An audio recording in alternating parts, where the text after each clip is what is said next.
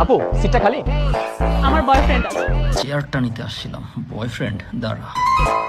আপনার যে বয়ফ্রেন্ড আছে সেটা আমি জানি। আপনার বয়ফ্রেন্ড আমার গার্লফ্রেন্ডকে ডিস্টার্ব করে, আর সেটা জানানোর জন্য আপনার কাছে আমি আসছি।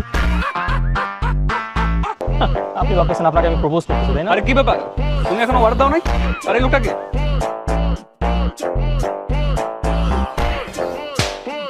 এগুলোই করিস তাই না? বেয়াদ হচ্ছে।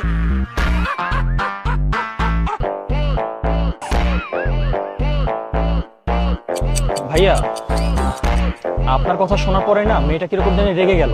আমার মনে হয় না যে মেয়েটা সুবিধার হবে। তারপরও শুধু আপনার জন্য, শুধুমাত্র আপনার জন্য আমি মেয়েটাকে বোঝানোর চেষ্টা করছি। আপনি একটা মিনিট বসেন। হ্যাঁ, ঠিক আছে, দেখেন হয়। হ্যাঁ।